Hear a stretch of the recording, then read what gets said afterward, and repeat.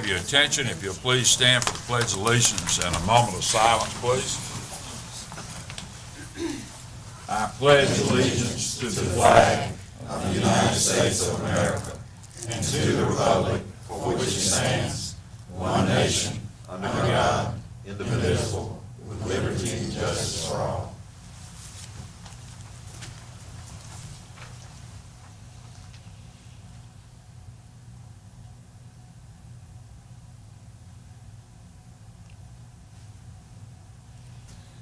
Thank you.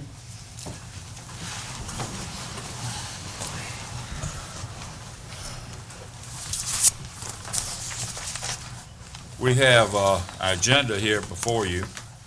The correct agenda, if you're looking for two on the table, is one which is italicized on the very back page, which we had a very late arrival to add to the agenda.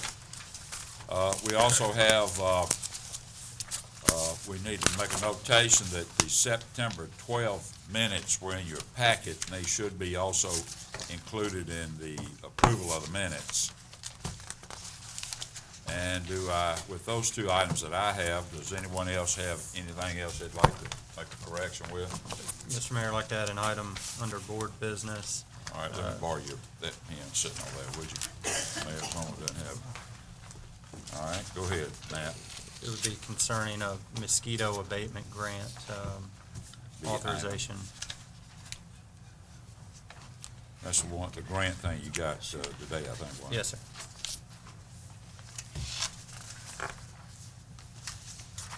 Okay, that'd be item H. Is that right? Anyone else? Yes. Under public services, is Doug Devlin here yet? He's had to go take a child, so he'll be here very short. Okay.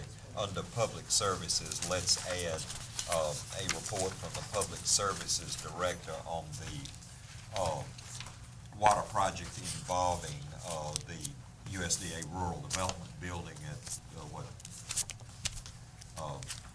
the Highway 25 bypass. Okay. That's that where the Reed Road in. And a report from the Infrastructure Committee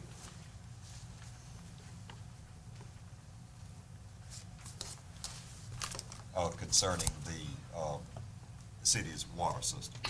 Would that be under board business? Under public service. Public service. We'll just do it there since they're connected.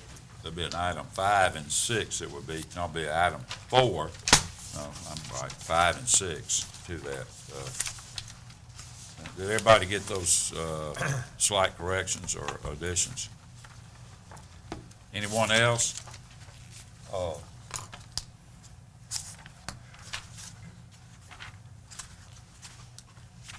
The minutes of September the 12th. Hold a second. All right, I'm just going to review these things. There are a number of items on the agenda that could be moved to a consent agenda, assuming there be unanimous consent to do that, or do you just want to take them? Why don't you go through those? Let's take a look at some of these possibilities here. The pay estimate number 8 on the airport improvement project could be moved to a consent agenda. 10A1, Roman numeral 10A1, the 3 items in the electric department, unless there be questions about any of those items, the authorization to advertise for bids on 2 particular procurement items, or actually 3. Can we include 10D3 on that, or does anyone have questions about that proposed procurement that you'd like to have it discussed separately? The copy machine.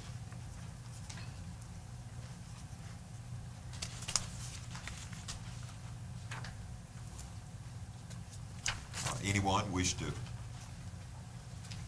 have that discussed separately?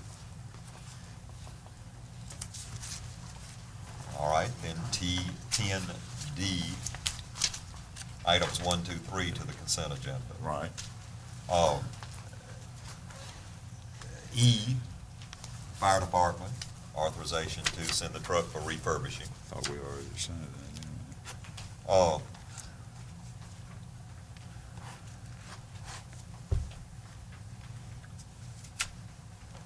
Personnel, F1, can that be added?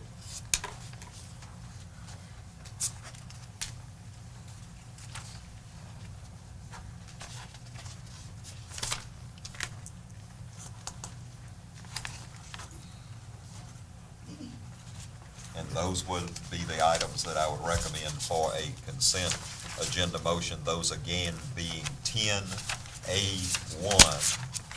10D, 1, 2, 3, 10E1, 10F1,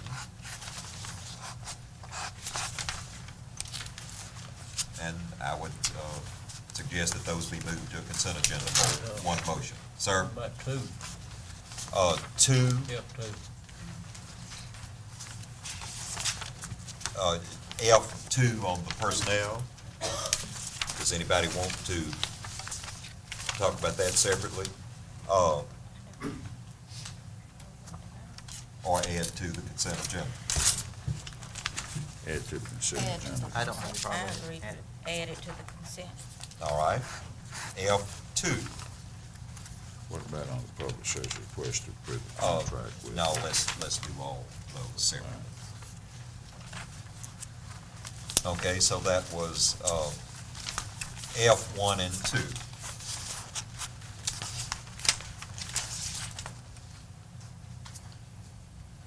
Why don't you go over those one more time? All right, again, items moved to a consent agenda motion, which we'll make at some point. Roman numeral 10A1, 10D, 1, 2, 3, 10E1, 10F, 1 and 2. And those items. I'd be glad to move that we put that on a consent agenda and this board pass it. Let's just put it under board business as the list of consent agenda items. And then we'll And make that, vote on that separately. Vote on that separately, make that I under board business consent agenda. Yes, because it's the consent. That's good. Okay, with the changes to the agenda, note September 12 minutes, please. They were in your packet. The movement of item I to board business for the consent items once more time, are the airport, item 1, the electric department, item 1, 2, and 3, fire department, item 1, personnel, 1 and 2. With those corrections to the agenda, do we have a motion to approve the agenda? So moved. Do we have a second? Second. All those in favor of approving the agenda, please say aye. Aye. All those opposed? Our next item are the minutes for September the 12th and September the 19th. Mr. Mayor and Board, I would like to hold approval of the minutes until after the executive session tonight, if that be possible. Do we have a second on that motion? Second.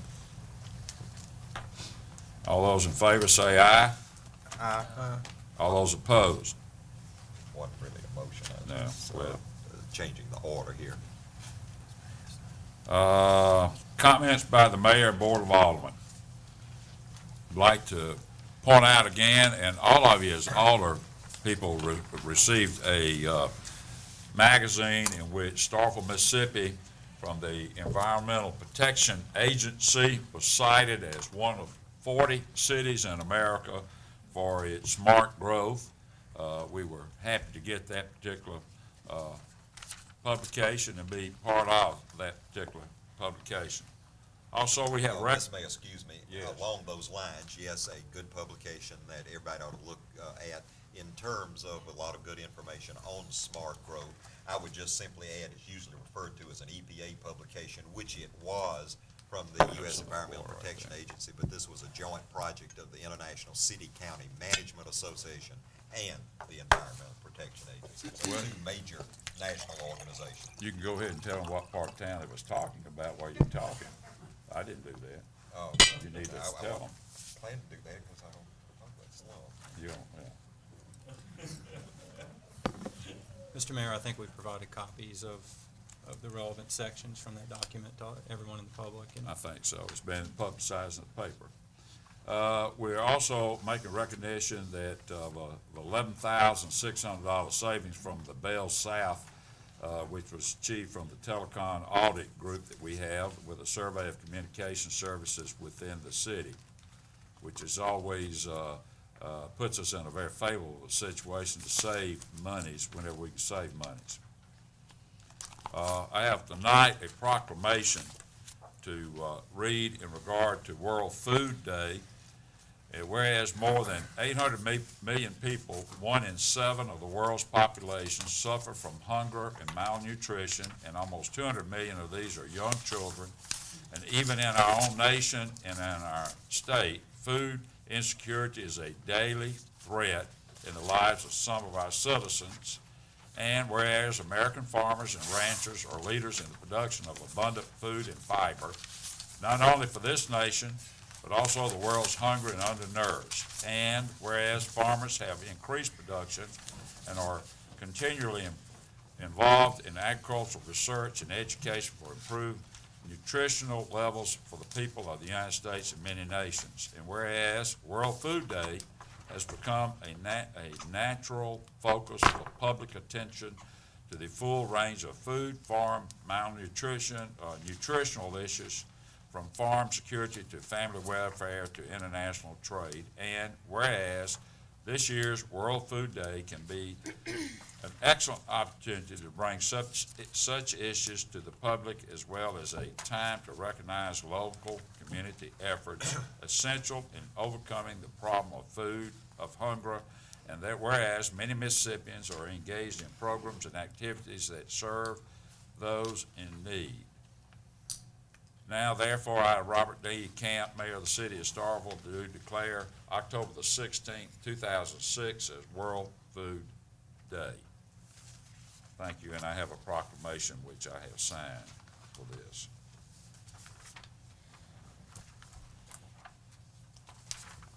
That brings us to one of the things that I did want you to notice. It was kind of a side issue here in your packet. There was the code compliance and for the month of September and all the issues that were looked at. If you've had opportunity, I think it may have been put in your box. It's really interesting at the number of issues that the code compliance person has done for our city. Done a good job. This brings us down to citizen comment tonight. This is the opportunity in which people have about 3 minutes to express what their what's on their minds.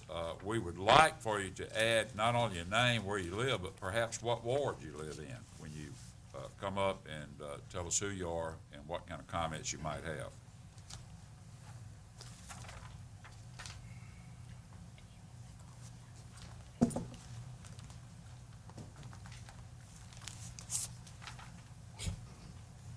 Good evening to the mayor and board. My name is Alvin Turner, Ward 7, I believe.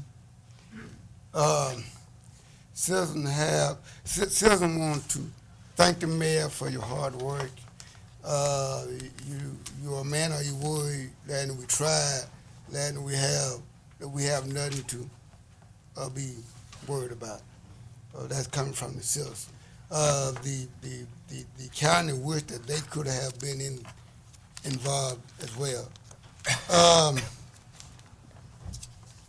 The people from Board Town has a concern that they didn't know that the voting place had changed, and a lot of people went to Board Town, and that kind of deferred them a bit, but they sort of got straightened out.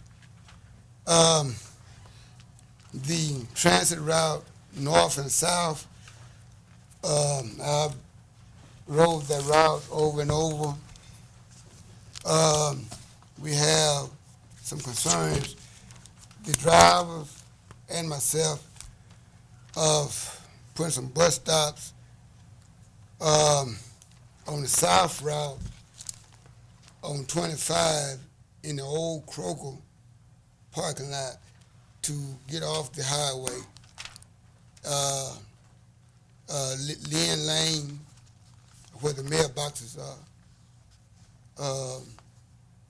On north route, we definitely need a bus stop on West Main, down the hill, a safe place. We definitely need a bus stop on west side after you get out of those curves, because those curves are very dangerous. We need a bus stop there. And other than that, the drivers and everything, thank y'all for cutting the limbs on Christ Street. We can see all the way to North Montgomery. Thank you. Anyone else?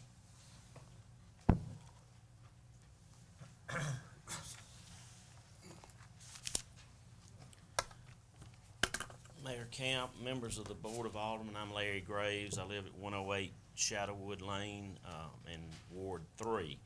About a year ago, myself and some other concerned citizens came before you because we understood that you were going to dissolve the Planning and Zoning Commission and then have them reapply for their positions again.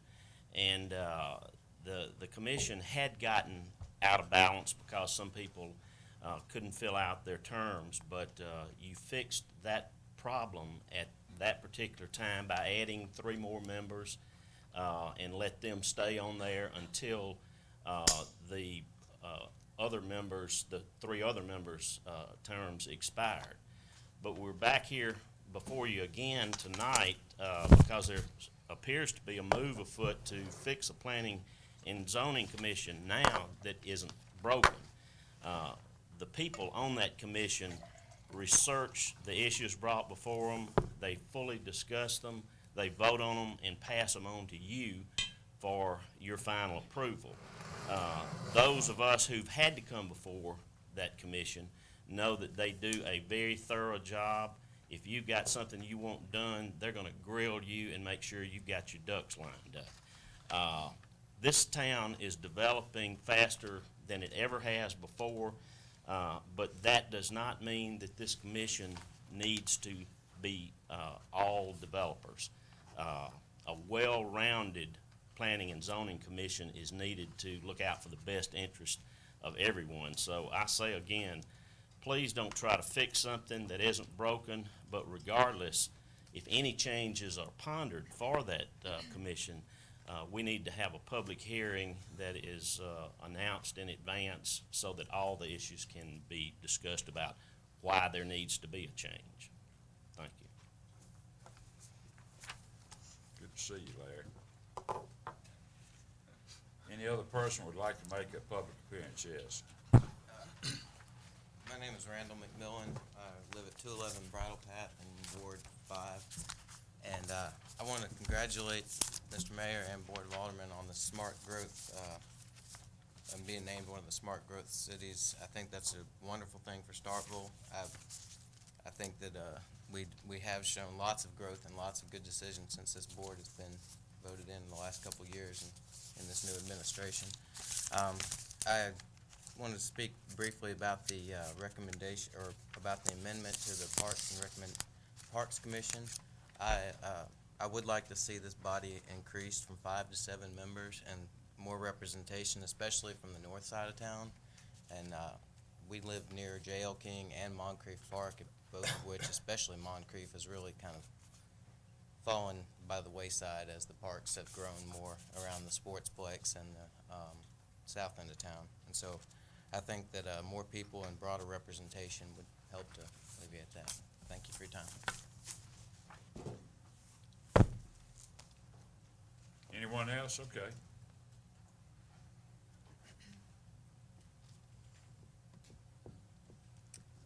Whitney Hilton, and I live in Ward 5. I'm the chairperson for the Commission on Disability. And the Commission on Disability met and reviewed the city's ADA sidewalk improvement priorities for the 2006-2007 fiscal year. And the Commission unanimously approves the first year priority list. Accessible sidewalks will make a great difference in Starkville, especially for people with disabilities, the retirement community, and also people with young children that use strollers. The Commission on Disability also met with Mr. Honeycutt from the Building Department, who shared a draft of the Building Department's plan to include ADA in the building inspection and permit procedures. The board appreciates the Building Department's spirit and willingness to address accessibility in Starkville, and we fully support their efforts to do so. Thank you. Thank you.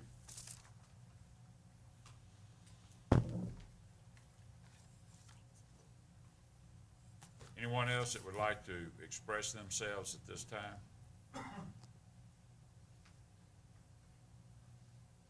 Thank you for all your participants, all of you who participated. Brings us down to public appearance. Kim, I thought I saw you here somewhere. You're on the agenda now. Actually, Jack. Jack, okay. I know it's a poor substitute for you to look at, but I'll do the best I can. Mayor, Board of Aldermen, I'm here on behalf of the Oktibbeha County Economic Development Authority as required to present to you our budget for 2006-2007, which started, of course, a couple of days ago. You've been presented our budget already. It should be in your packet. Quickly, I'm going to overview our sources of income, our major expenses, and then I'll be glad to entertain any questions. We have a minute amount of income from interest. We don't make much, but just a minute amount.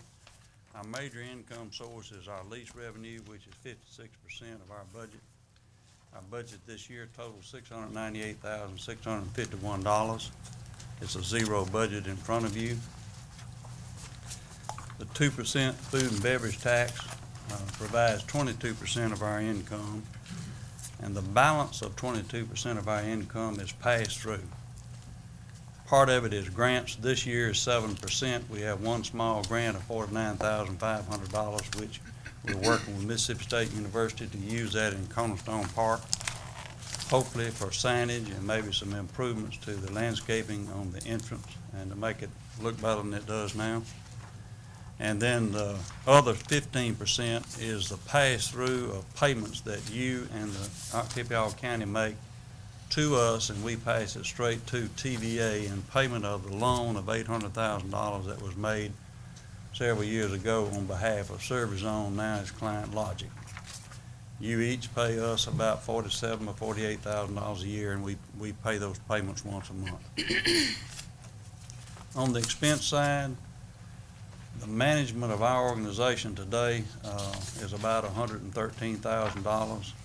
It was $165,000 in 2001, so we've been very good in making sure that the operation that we have and the management of it, we've been very stingy. So we're very proud of that. The major expenses we have out of our lease income, of course, is the utilities. Part of our lease income is the reimbursement of utilities, is utilities themselves, insurance on the building, upkeep of the building, and this year we put every dime we had into building improvements, which is about $150,000, and then we provide about $50,000 in landscape expense each year. Regretfully, we're looking at probably a huge expense to refurbish the heating and air conditioning of the building, and we haven't made provisions for that yet, but I'm sure the board and I will work on that hard and try to figure out a way to handle that. In any case, we have no other discretionary income this year unless we make a sale. If we make a sale, according to the legislation that created us, 75% of the clear profit of that sale goes back to the county in their bonded indebtedness program, not yours, but the county. We've never had any profit, so we've never had any to pass back to the county. And if you'll remember, each time we make a contribution of land to a entity such as Mississippi State University in particular, we're doing it in the creation of jobs which are good for everybody in Oktibbeha County. Of course, there's no income to us, and it's totally a gift from Octavia County Economic Development Authority, of which all of you are part of. So, Mayor and Board, unless you have questions, I would ask your approval of which was passed unanimously at our last meeting, of our budget for this year of $698,651. Any questions? Not a question about the budget, but can you, Okay. since we have you here Okay. and appreciate you being here, can you talk a Sure. little bit about the park and I'd be how we're glad doing to. on encouraging new businesses to locate there? Thank you very much. Be happy to do that.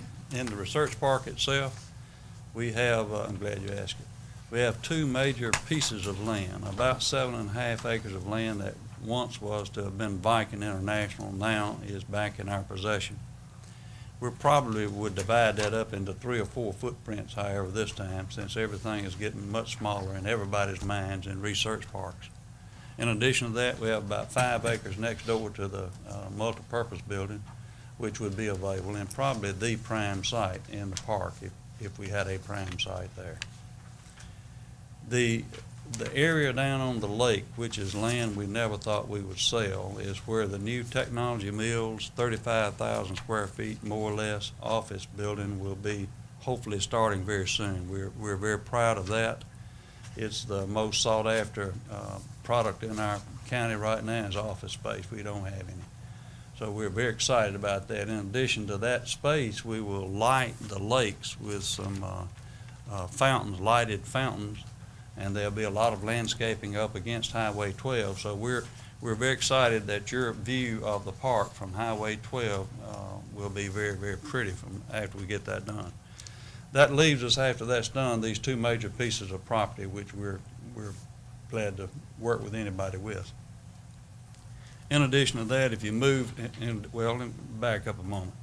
Of course, we're working with Mississippi State University too in their extension of Phase 2, and we hope they'll be jumping and starting that very soon as well, probably starting in the street going to the Enology Laboratory, if you remember where that's at, the first street that turns off the boulevard.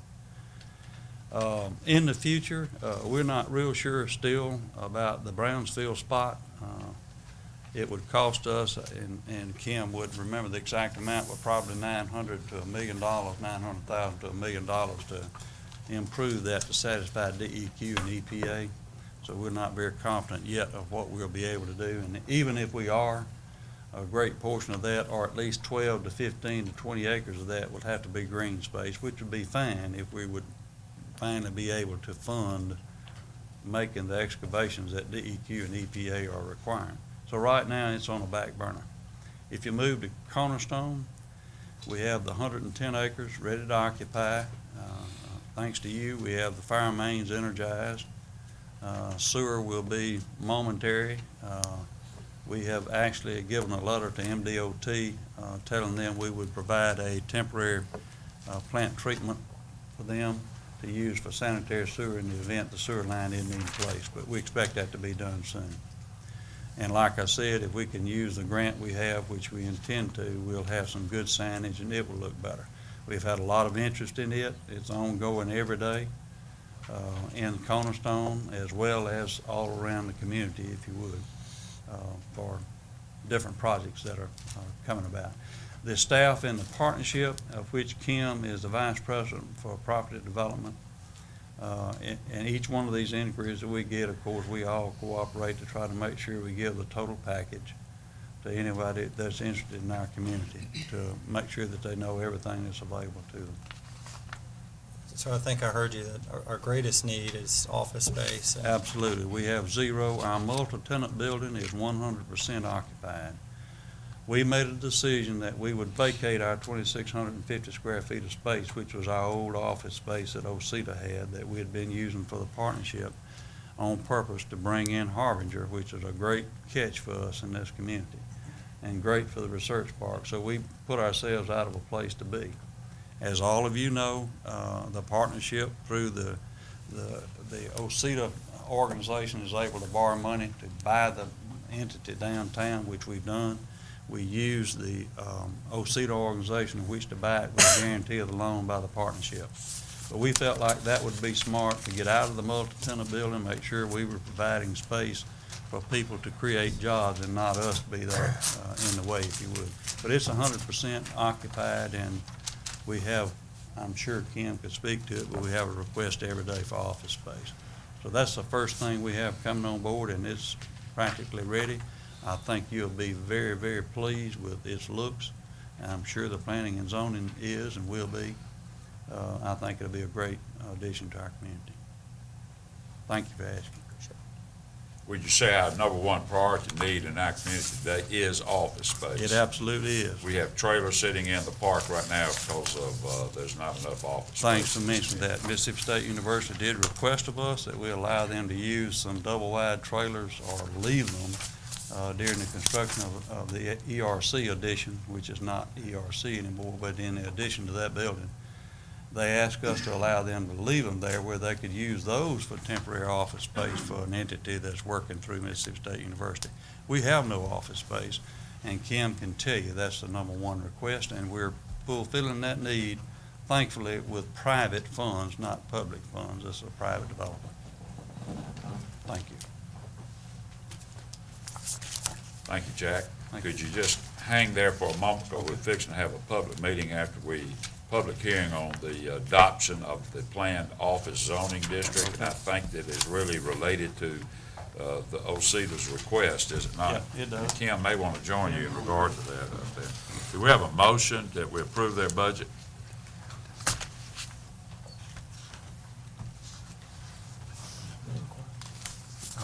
So moved. We have a motion that we approve the OCEDA budget. Do we have a second? Second. All those in favor of the motion say aye. Aye. All those opposed? Thank you, Thank Mayor you. and Board. This just brings us to the public hearing of the adoption of a planned office zoning district as part of the zoning ordinance. And if you remember at our last meeting, we discussed, and I believe it was approved by planning and zoning. Is that right? Mayor, since that time, I drafted the ordinance, and I believe at the last meeting, we were told that they'd already had the public hearing on that at the Planning and Zoning Commission, so we don't have to have a public hearing. So we do not have to have public They've hearing. already had it. So we can actually go ahead and approve. That's what she told us at the last meeting, that they'd already had the public hearing. Mr. Mayor, even though council represents to the board that the planning and zoning had a public hearing, I don't see any harm. Of course, that's not to say and I'm not opposed to it, but I think it's always good to get public input, so. Certainly not, and I'm just speaking to the legality of what you need to do. I understand. So I would prefer proceeding with it just, for the record. Maybe somebody here tonight who may want to have some input in it. It may not be, then we can proceed like we need to. Did y'all have any things that you'd like to say about this new proposal or whatever? Nothing additionally that we haven't talked to the board about in the past. The park currently is zoned as R1 or residential. This is just a housekeeping item for us. We've gone to the Planning and Zoning Commission, and the planned office district seems to be best suited to the needs that we see for the park in the future. And we worked that in conjunction with George when he was here, of course. Well, this thing's been ongoing now for about a little over a year, isn't it? Well, actually, it's been going on for almost 20 years, 18 years, I guess, that we've been negligent in doing anything about it, so we're trying to clean up our house. There's really nothing to add to it, but, Is there anyone in the audience that would like to make a comment in regard to this new zoning district? Yes, sir. Michael Queeson, 225 Garrett Road. I'm in Matt Cox's district, whatever number that is. I'm just curious. I've worked at Dial and associated with cabs. And this is called an office district, and both of those have a high bay area. And I know at Dial we have some facilities in the back of it. Would those type of facilities still be welcome under the Absolutely. so-called office? Absolutely. The word office may be almost a misnomer. It's an overlay of that research park that would allow what's currently there, and in addition to that, would allow many other uses without having to go through the change of zoning each time that one of these entities comes up. So when Dial was built, it had to get a zoning change from R1 to accommodate it. Of course, it was built by Mississippi State University. but any private developer would have to do it. But it absolutely would not encumber anything that's there or anything like we have coming in. But would it would allow and encourage and define the other amenities that ought to be in the park or have the possibility of being there. In the future, of course, phase 2 of this park is land that's owned by Mississippi State University, and it's not in the city of Starkville. In the future, I'm sure they intend to adopt and cooperate on the same covenants that we have, so it'll be a seamless addition, if you would, sometime in the future for that part too. Are there other citizens that have any concerns? If not, I bring the public hearing on the adoption of the Planned Office District to a conclusion. Thank you. Thank you, Mayor. Thank you, Board. Mayor has no business on the agenda. What? I thought we have in our thing here that we have adoption in item G. Item G. You're gonna do it later. Or, well, we could have done it. Item G. I do read my agenda. Board business, the authorization to accept the lowest and only bid by Evans Landscaping in the amount of $5,000 for the remaining mowing season for the Oddfellow Cemetery located on Martin Luther King Drive. And that's figured about 5 mowings, is that right? Yes, sir, it is. They figure it's gonna be 5 more mowings for this season? No, that would be in including the one mowing that he did that was authorized by the board at the last meeting Right. for the first mowing, and this would be the remaining 4. So, that would be a total of $5,000, or $1,000 per cutting. And, we were going to bring it forward at this meeting for the board to authorize a contract. Mr. Favor has drafted up a very thorough contract, and I think it may be a bit onerous on the person who has bid for this particular service.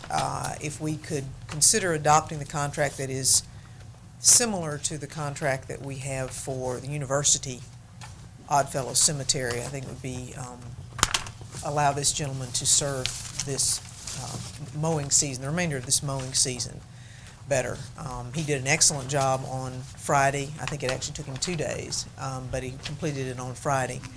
The contract that Mr. Favor drafted up, I did not put in your packet. I did not get it, and I made a couple of changes to it just to reflect the Oddfellows on MLK versus just Oddfellows, which was the original drafting. And the contract should be on your desk, or it should be in front of you, but was not included in your packet. I have a concern here. It says for $5,000 remaining mowing season. What if he doesn't have but 2 more mowings? Because this, you're gonna give $5,000 if he just has 2 more mowings? The way the Contractor the way the- actually says the way $1,000 per the mowing. bid was put out was for 5 mowings, All right. I believe. And so he bid $1,000 per mowing. One of them has been completed. That would leave 4 more mowings. And if we don't need them, then, it's on a per mowing basis if we don't need them. But I feel sure that we'll at least have that amount of growth for the next 2 months, but perhaps not. We'll monitor it. Any questions from any of the board members? Just as an FYI. That's not really a bad price for listening to what Fenton Peters used to say, to find somebody to even mow it. Well, and he did an excellent job. And I will be bringing to you at the next meeting a plan for us to proceed with several things, a multi-pronged approach to how we might deal with the cemetery, both from filling in graves, mowing, historical issues, things that I have had a meeting with Alderwoman Self and Marquita Outlaw and John Young, who are very interested in the cemetery, and we've had some things we've had to deal with that we want to bring before the board for some approval of how we might proceed. Ms. Sproul, just for my own clarification, are you asking us to approve just the bid but not the contract yet, or both? Right, just the bid at this point in time. The contract we'll bring back to you and reflect, it will be closer to the university Okay. Oddfellow Cemetery contract. Do we have any discussion? Mr. Mayor, I would just like to say that I did go, walk the cemetery, and that Mr. Evans and his crew did a good job in cutting it. It is very professional looking, and I'm just real pleased with that, and that's just the first step. So would you like to make this motion that we accept this lowest bid, if you feel comfortable with this? I sure do. Okay, Mr. Mayor, I excellent. move that we accept the low bid coming from Evans, where is it? Landscaping. Evans Landscaping, in the amount of $5,000 for 5 mowing, or $1,000 per mowing, however many is needed for the rest of the growing season. Second. We have a motion with a second. We've discussed this. Any further discussion? If not, all those in favor of the motion, please say aye. Aye. All those opposed? Thank you, Ms. Sproul. Thank you. And the next item was deleted from the agenda. Right. And as long as I'm here, I'll provide some explanation, which I may get assistance from Mr. Devlin on. Apparently, the machinery which counts the fuel flow malfunctioned in August, which is why I didn't bring you a report in August, and I was going to bring you a report this month saying so, but giving you September numbers. Well, it is still malfunctioned, and the people who were supposed to repair it or service it have gone out of business. We have since found down in Jackson that the service contracts have been transferred to the organization, sister organization, I presume, down in Jackson, and they are coming up to fix the equipment. So I have no report for either August or September. Thank you. This brings us to item C. Matt, I believe this is one of your items. Yes, sir. Mr. Mayor and Board, this proposed amendment to our ordinance is one that is based on fairness. Last year, we amended our planning and zoning membership to make sure that each ward was fairly represented, and that was due to a problem of redistricting, where we had several wards after that redistricting that did not have a representative. And in an overabundance of caution and in fairness to those members who are already appointed, we expanded the membership of the Planning and Zoning Commission to 13 members. Now, through attrition and completion of terms, we're now back to our original numbers, and it's, in my opinion, the next logical step to continue to ensure fair representation for all of the city. Planning and Zoning currently has 9 members, with 2 wards having 2 representatives, and the remaining 5 only having 1 representative. And so we've prepared an amendment to the current Planning and Zoning ordinance to have a 7-member Planning and Zoning Commission that would have 1 member from each ward. Now, of course, also in fairness, this change wouldn't go into effect until the terms of the currently appointed members were completed, or if you had any additional attrition. And of course, you could say, well, why don't you just worry about this until later? And it's really, of course, one about planning and being ahead of the curve as opposed to behind the curve, as we so frequently find ourselves. That being said, of course, I'd propose, as we do with most of our ordinances, and I would hope this would become more of the standard practice for our new ordinances, that we would hold a public hearing in our next board meeting so that we could consider any additional comment and then consider this amendment to the ordinance at that time. The amendment is rather brief to the existing ordinance and specifically speaks to a 7-member organization, 1 from each ward, and specifically spells out that no members currently serving on the commission would lose their position, and in fact, it would only revert to 7 until the completion of those terms. So it speaks to a matter of fairness, and if it would please the mayor and board, I'd like to make a motion that we do hold a public hearing on this proposed amendment to the planning and zoning ordinance at our next available board meeting.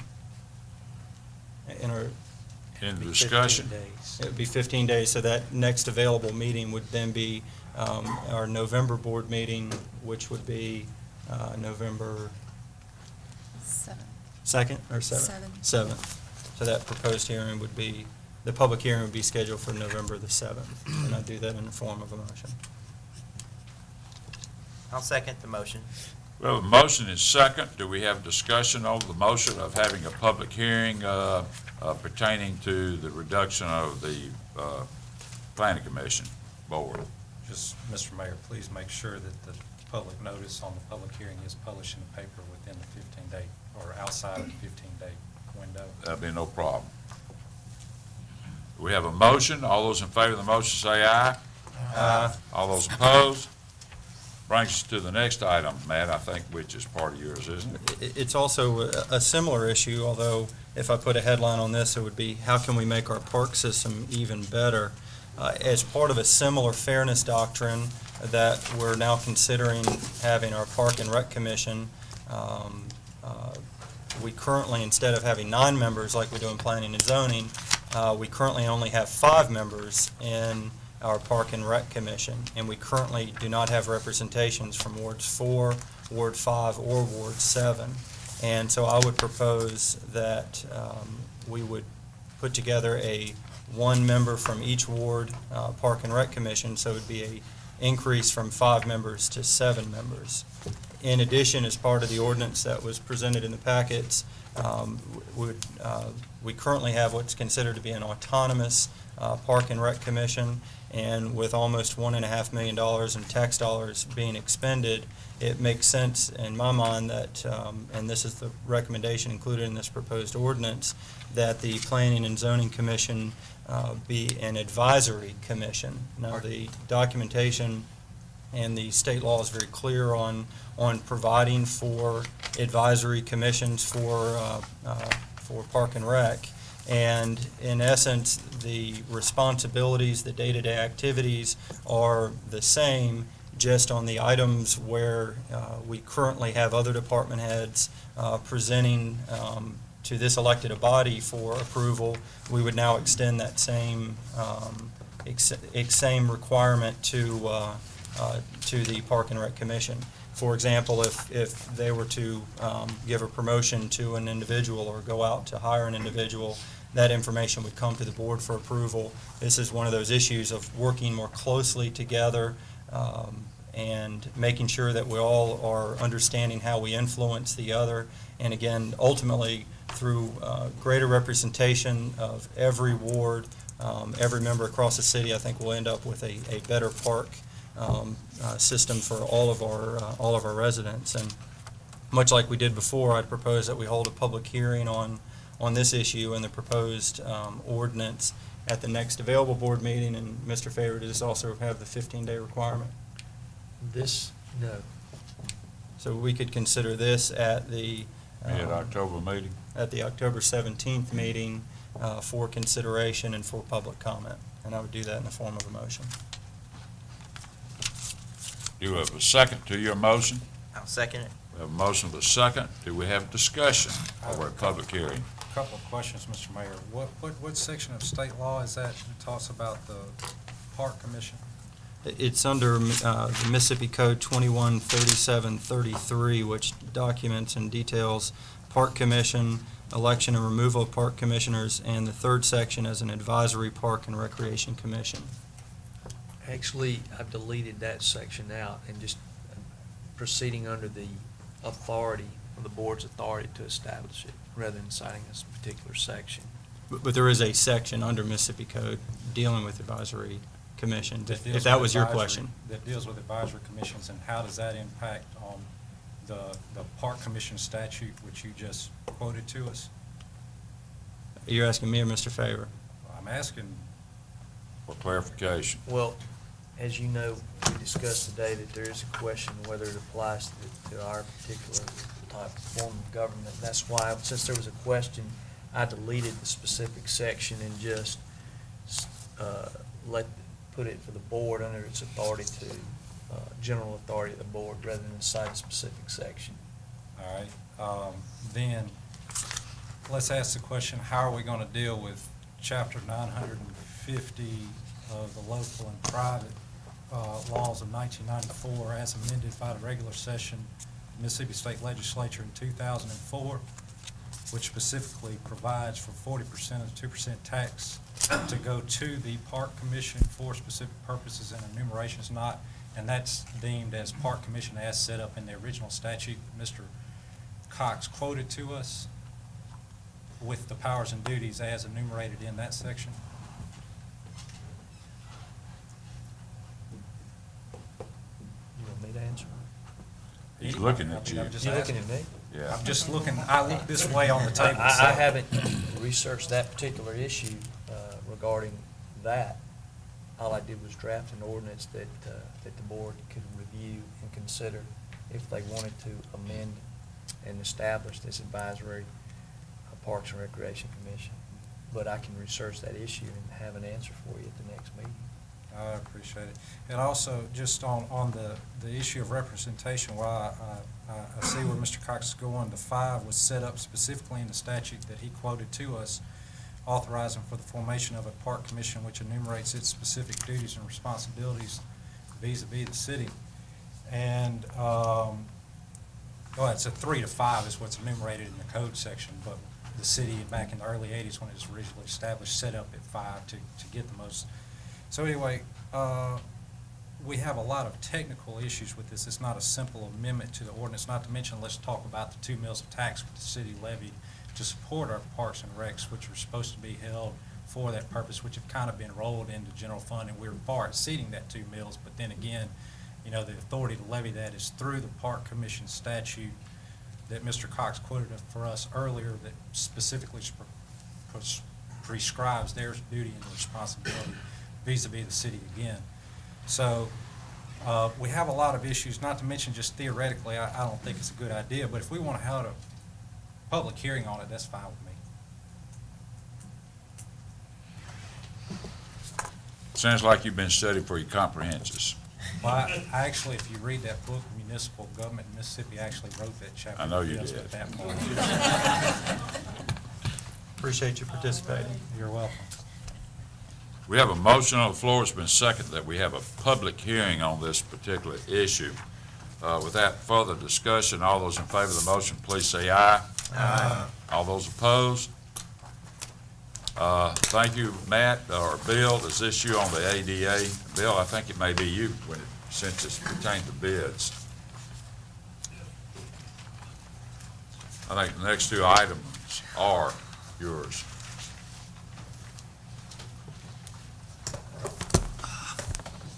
Thank you, Mayor.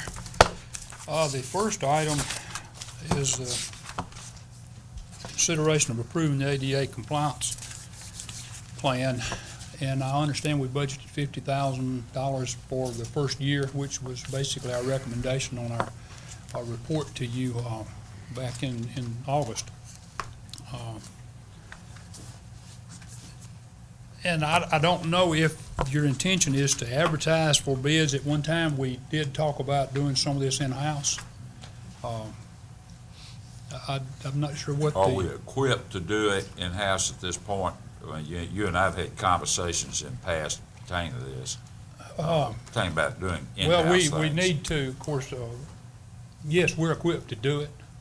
Whether we, at this time, depending on what time we get it ready to do, have the, we'll just have to make time to do this if that is your wish. Or we could work the plans up and go out for bids for it, either way. But I know at one time we had talked about some of these, I think if this is the one I'm thinking about, which is downtown, right there by Caldwell Street, the north part of University Drive was our first recommendation, and I'm assuming that's the one we're going with, or want to start with. Right.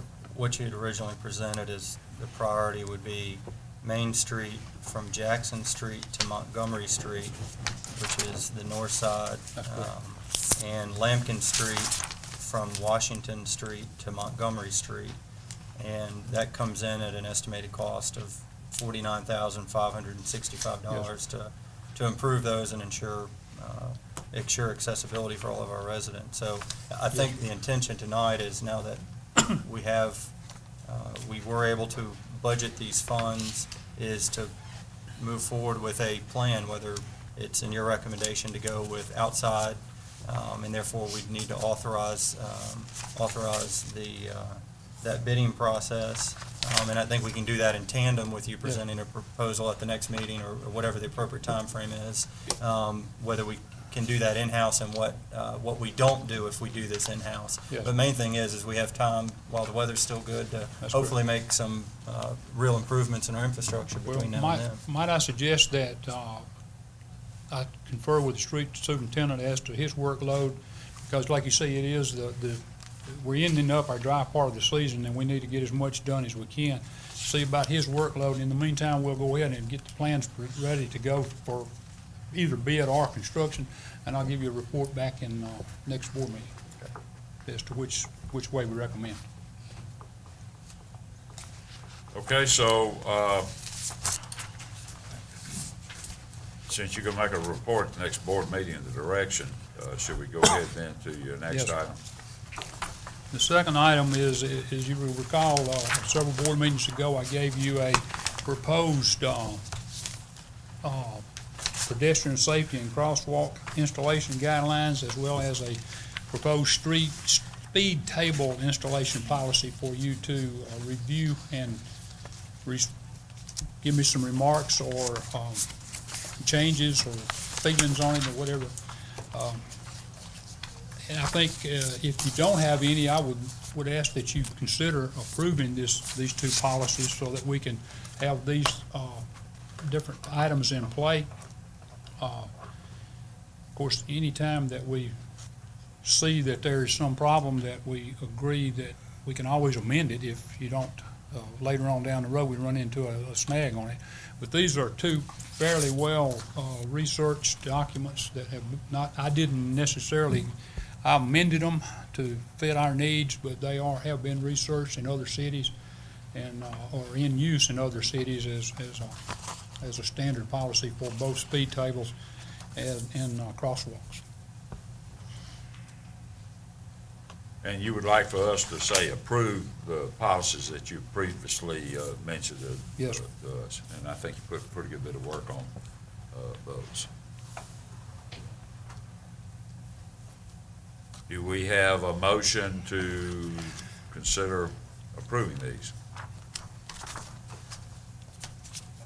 Again, this subject, I think, needs a little bit more public discussion and another presentation from you and a little bit more depth on exactly what is required.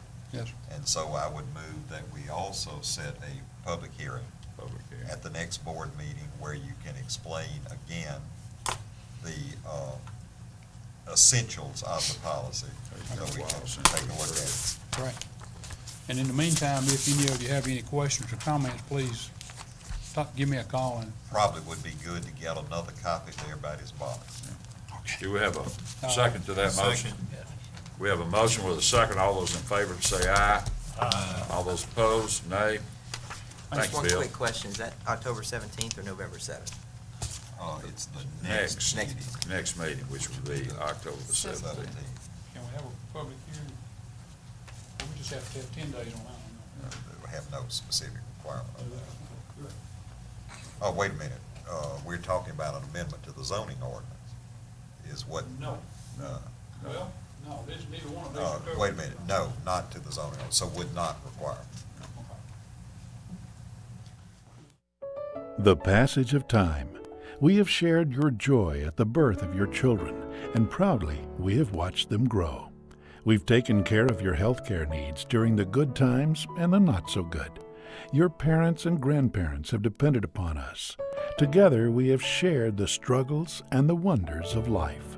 At Oktibbeha County Hospital, we are celebrating 30 years of being your lifelong choice in health care. Brings us down to item G, which is a consideration of what we just had the public hearing on in regard to setting up the adoption of a planned office zoning district as part of the zoning ordinance. Do you have a motion? Mr. Mayor, I would move the adoption of an ordinance amending and updating the Starkville zoning ordinance, including all prior amendments of the Starkville zoning ordinance for the purpose of establishing a planned office district within the zoning classifications of the city of Starkville, Ontario County, Mississippi. Do we have a second to that? Second. Motion with a second. We've heard the public hearing. You've heard the motion. All those in favor? Just 1 second. Discussion in K4, the date on and after 3rd of October is not incorrect. It'd be on and after whatever the 1 month expiration would be. So just leave that blank on the next to last page. In the adoption of it. In the adoption, and just scratch through those dates.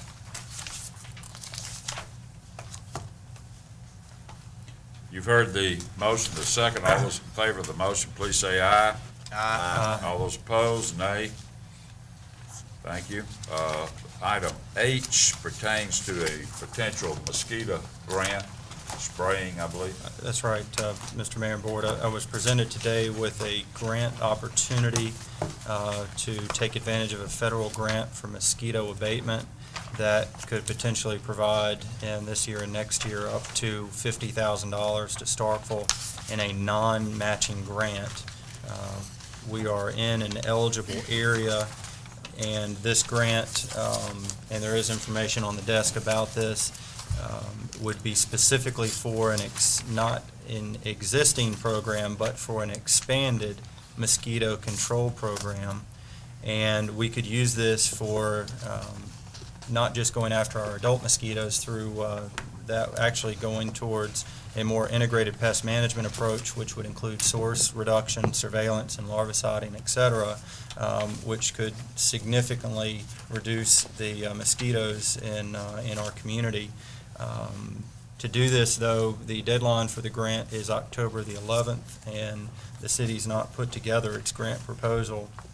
But I would ask tonight that we give approval for the city to put together this grant, as well as our approval to submit this on the city's behalf to meet that deadline, because again, this is upwards to $50,000 worth of non-matching grants that can help our community with mosquito abatement. Do we have a second to that? Is that in the form of a motion? It is indeed. And we have a motion with a second that we proceed with this with ASAP, with a grant. Any further discussion? Matt, I have no real problems with this, but I just want to make sure that we will be able to have it prepared in the, 9 days I think we have left for the deadline? Mr. Devlin, who in the city will be able to have to manage this process through to the 11th? Is that you? Or is it Ms. Sproul or somebody raising their hand to do this? With the assistance of Phyllis Benson, I'm sure. Right. Okay. I'd like to suggest to y'all that, Mr. Devlin, were you not the one responsible for doing that tree grant that we got about a year ago? That's right. I thought so. So he's experienced in some of these things, that it might be that if he could pull your expertise together with our available people and maybe apply for this. Excellent. Thank you. Did we vote on that? I think we did. I'll second the motion. All those in favor of the motion, please say aye. All those opposed, nay. Brings us down to item I, which is the consent agenda items, and I'll repeat those one more time. It's the airport, under Roman numeral 10, number the airport. It also includes the electric department, item 1, 2, and 3, the fire department, item 1, personnel 1 and 2. Those are been the items that were suggested for consent. Will accept the motion at this time that we pass those in a consent form. I would move approval of the previously enumerated items on the established consent agenda. Second. We have a motion with a second. All those in favor say aye. Aye. All those opposed. Brings us down to the building codes and planning department. And at our previous meeting, there was some suggestion that a couple of the projects had signatures that were left off. Is Bill still here? Is he gone? His signature was one of those that was left off. Do you have any further information on this, Ms. Pearl? Mr. Mayor, it was the Ergon Properties Planning and Development, and Mr. Rhett was the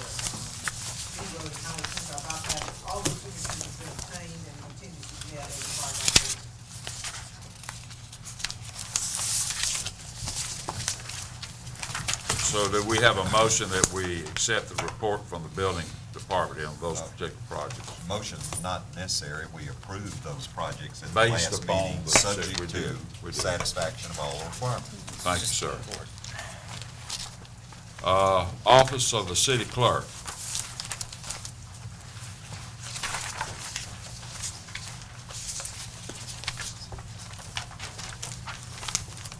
Good evening, Mayor Board. The first item I have is the claims docket for September. And in front of you is 2 pages from the claims docket with changes on them. Some of the line items were misused. We put the line, and I corrected the line items on those 2 pages. And aside from that, all other policies and procedures have been followed, and I recommend that the board approve this claims docket. Any questions pertaining to the claims docket as of September 30th, 2006? Mayor and Board, I move approval of the claims docket of September 30th, 2006 with the changes noted. Second. Motion with a second. Is there any further discussion? If not, all those in favor say aye. Aye. All those opposed, nay. Nay. Item 2. Nay. Okay, 2 items. Item 2. Okay, item 2 is the report of receiving expenditures for the month of August. And it's just there for acceptance from the board. Any discussion?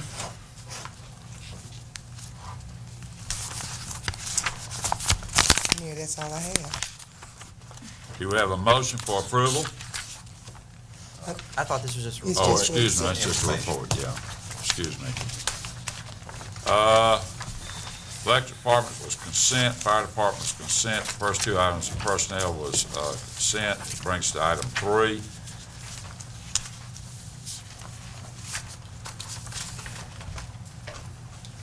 Mr. Gray, as you give your report, I'd like to hear what's the necessity of this amendment, Okay. this policy. Okay, Mr. Mayor and Board Alderman, Vice Mayor. This item came about because of an inconsistency in the way that we've handled temporary promotions and promotions. The department managers, we've had lots of discussion about this, and primarily in departments like the fire department, where there's people been moved to long-term assignments in the military. People have been moved up with no pay increases. Yet in other instances over the years, there have been pay increases of 3% when somebody's given a temporary promotion. So what we need is some uniformity in the way that we do this. And what I've written here is a policy that I've adapted from some others that I've checked with Tupelo and with Oxford and Columbus to see what they do. And so I've covered the items of transferring employees, promotion of employees, temporary promotions, and demotions in this policy. And I believe if we could adapt this policy, it would give us more uniformity and consistency in the way we handle promotions and transfers within our departments. And to help you understand it, Chief Grantham, you might want to elaborate on the case that you had.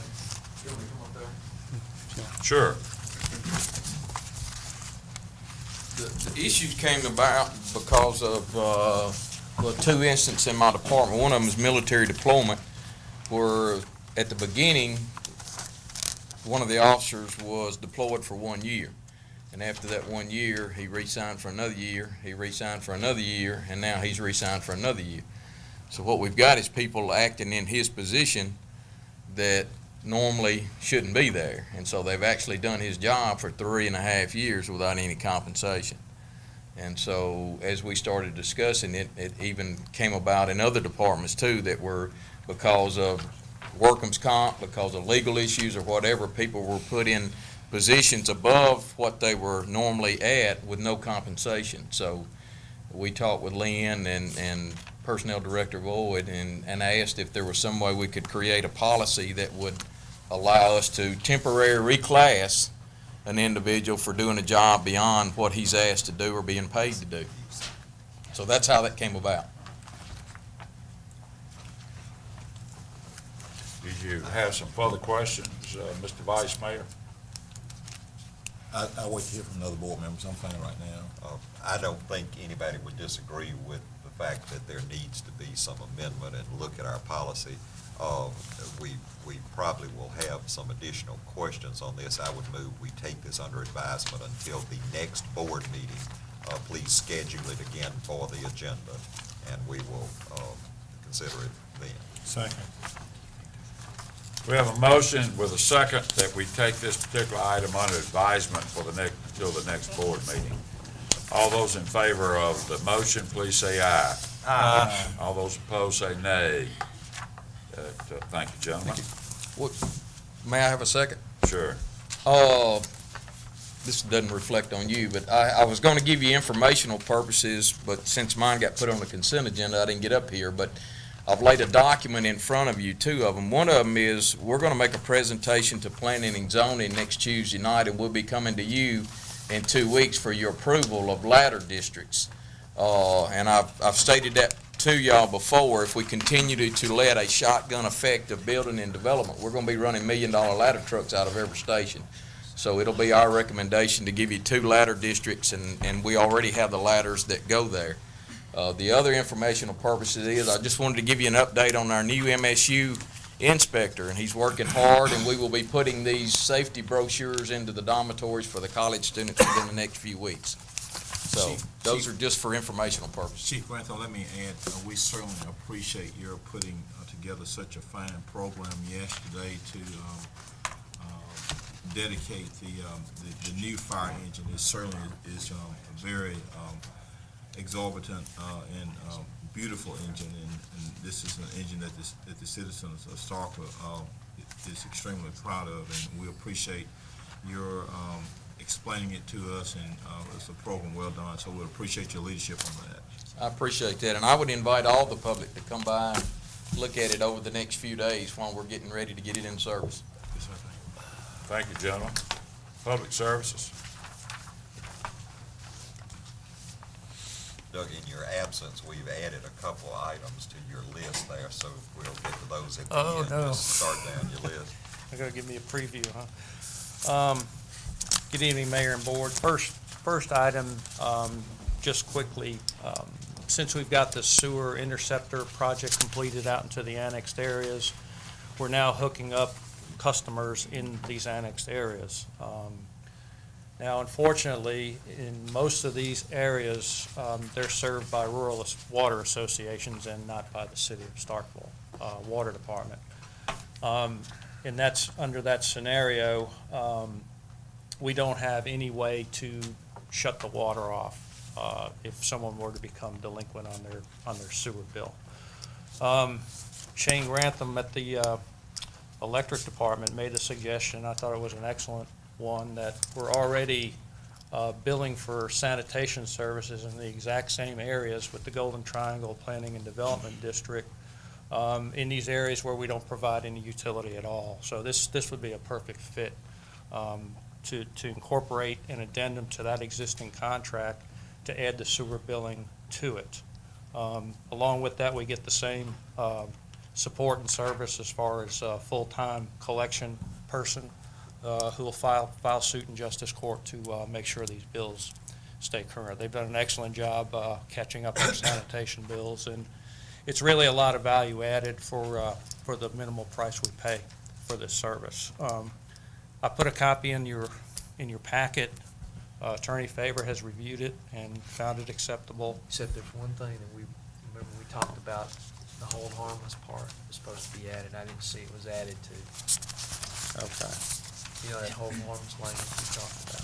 Okay, I thought that was in there, but do you want to just tell the board where that would be inserted, Attorney Faber? There's just some hold harmless language that Okay. GTPD would hold us harmless.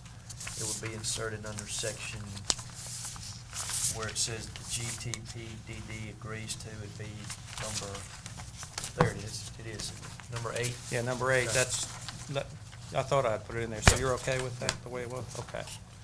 But anyway, as far as cost goes, most of the situations, we would add this charge to the existing sanitation bill that GDPDD is providing, which means it gives the customers some convenience of paying these two bills at one location at the facility on Miley Drive.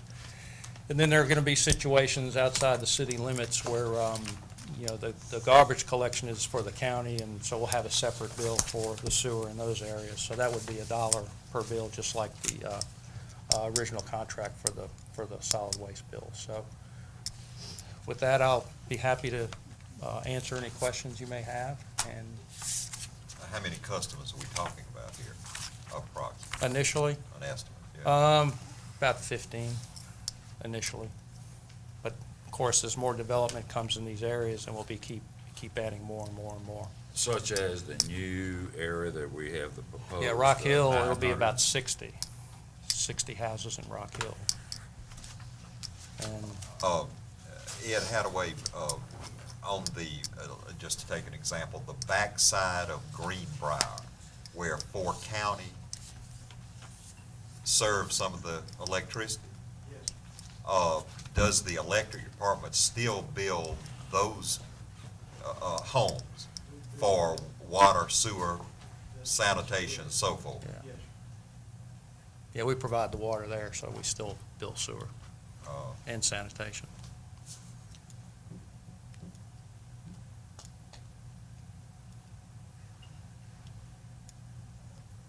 You know, it's something we certainly could go ahead and give a try. We may want to revisit this at some point.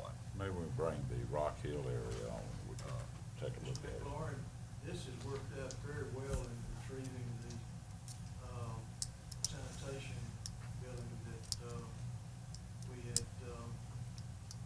several, a couple of years ago, with the newly annexed areas at the time. And it was almost impossible for us to be able to do anything with that at the time. But Golden Triangle, they just got it back to impossible.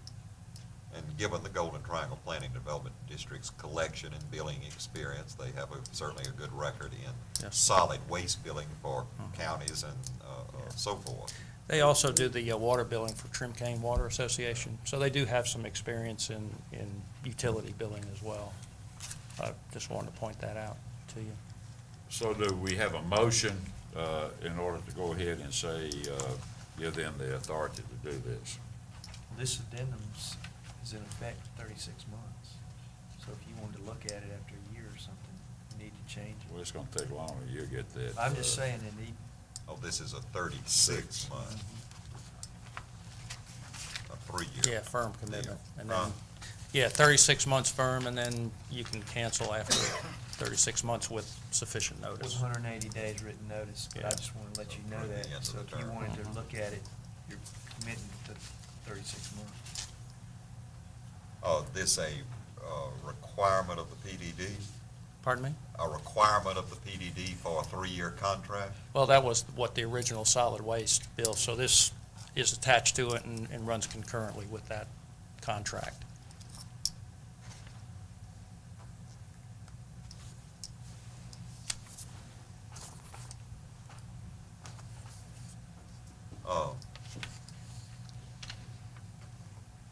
Is that negotiable with them, to do a 2-year?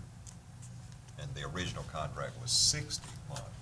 It was 60 A months. 5-year contract. It was 5 years, but this one Is says the- that we can terminate after 3 years. 3 years? That's what this Okay, addendum I says. stand But the original corrected. contract was 5 5, years. okay. And this says termination after 3. After 3. Right. That's the first time we can terminate Yeah. it with 180 days notice. And we're already a year, a little over a year into that 5-year contract for the solid waste billing.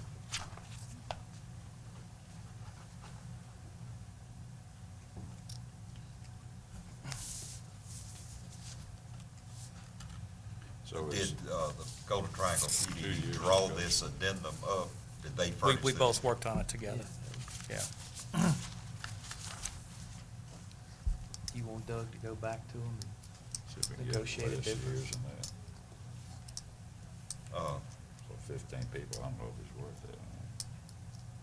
Time, Well, like I say, you know, this, it's not worth going back to, if you had 60 or 70, it'd be well worth going back to look at. we won't have that at Rock Hill.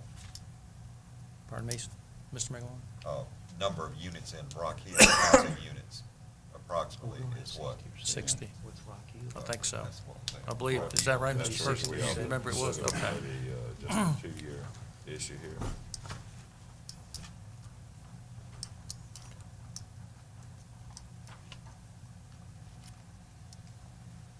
We came up with 3 years, they did. I'm sorry. They come up with 3 Where years. did the 3 years come from? Did They Golden came up with Triangle- that, yeah. That takes us through the end of the term. Yeah.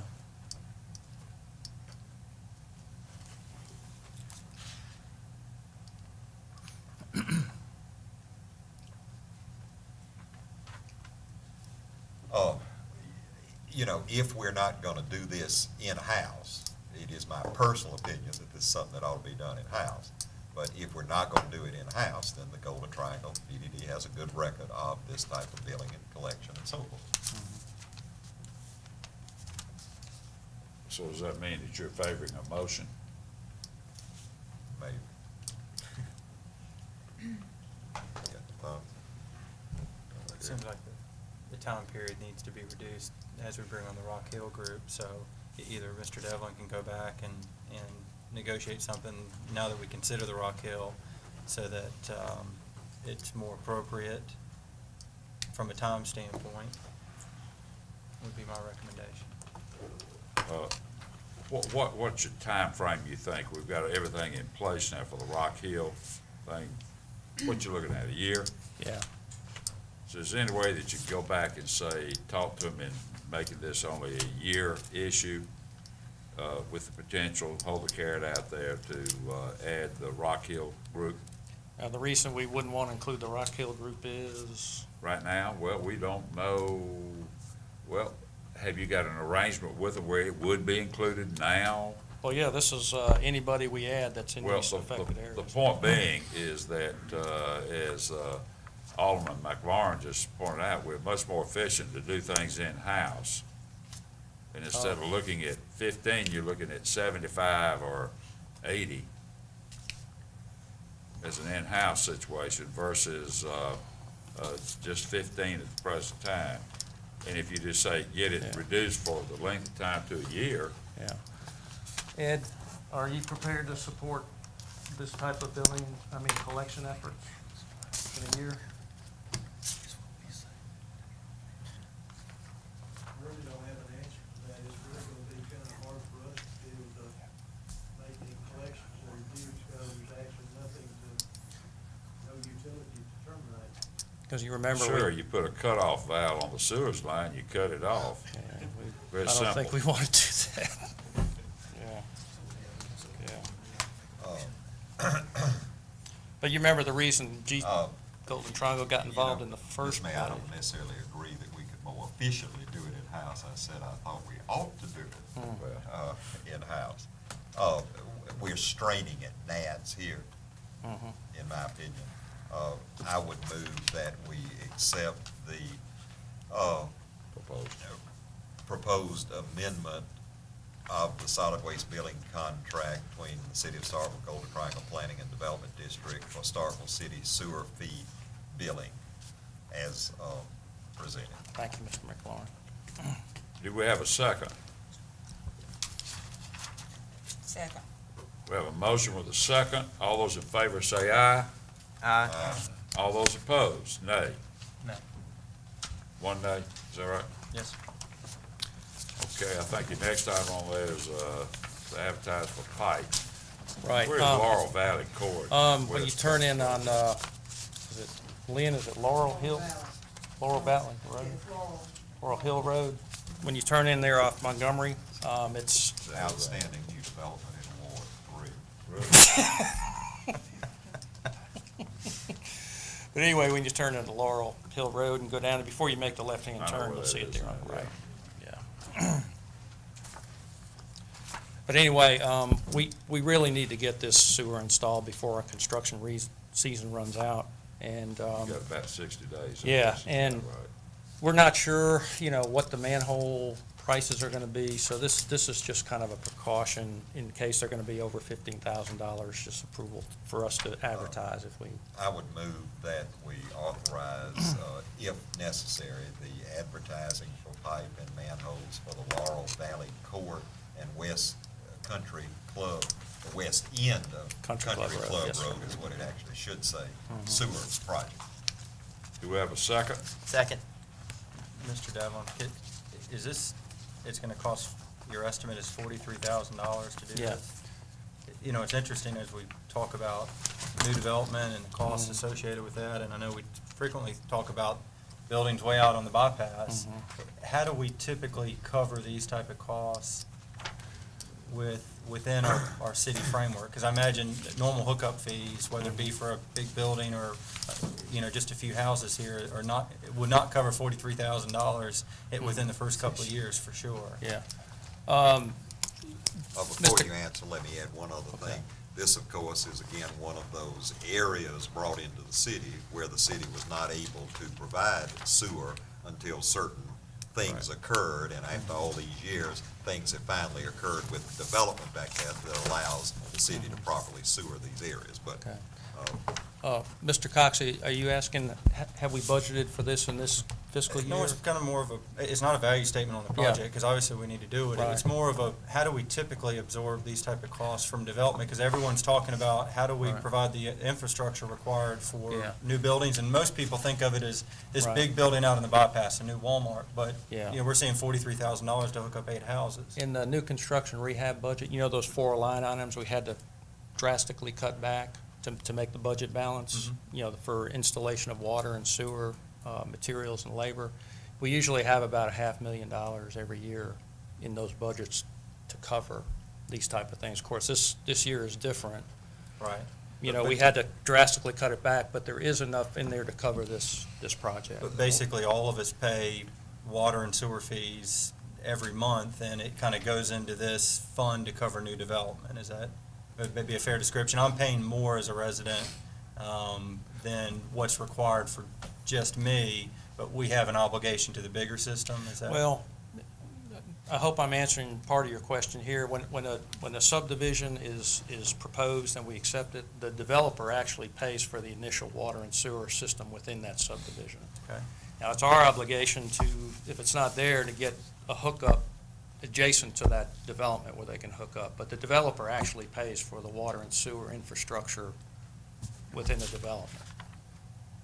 Unless we're talking about an area that is annexed. Except for these and- annex areas, but Laurel Valley Okay. Court is a platted subdivision, so we killed 2 birds with one stone, so to speak. So this, site plan request came, and, we were able to go ahead and sewer that subdivision and come down through the west end of Country Club Road and provide places for those residents to hook up as well. Great. But really, the answer to your question is the city eats it, if it's this type of situation. Okay. Takes about 40 years to recover the cost. Do we have a motion that we request approval for the advertisement of pipe? And a second. Motion and a We have second. a motion, all right, pardon me. The discussion went on longer than I Did we anticipated. vote? No, we haven't voted. All those in favor of the motion say aye. Aye. All those opposed say nay. Next item is the authorization to advertise for a street sweeper, I believe. Yeah, this fiscal year started on October 1st, and we had budgeted for this item, and it was approved on a lease basis. And just tonight, I would like your approval to go ahead and advertise for sealed bids for a sweeper truck. So moved. Second. Motion with a second. All those in favor say aye. Aye. All those opposed say nay. Request approval of final payment for water production well, number 8. Yeah, I received this pay request in the mail yesterday, and so there wasn't time to get it on the claims docket. And this is part of the state revolving loan fund program. And The deadline to get this, Excuse me, do we have a copy of that, or we do not? it should be, It was did you left see the on our- Cook-Hagen It was on our. deal? Ms. Left on the- Ms. Tyndall, did you? I don't think I have it. 2 pages. Oh, Do you have it? I don't see it unless I'm overlooking it. You may be overlooking. Maybe I got your copy. Right here. Mr. McLaurin should say F4 in the upper right-hand corner. Right. I thought you had it. Mr. Cox, did you find yours? Yeah, sure. No, I'll find it. We could look on together. Oh, how about that? But anywho, this payment request came in, didn't make it on the claims docket, and this is part of the state revolving loan fund program, where if we get this approved payment to Jackson by the 13th of October, we'll be reimbursed for this payment, and then it'll be rolled over into the loan when we close it out, the 20-year loan.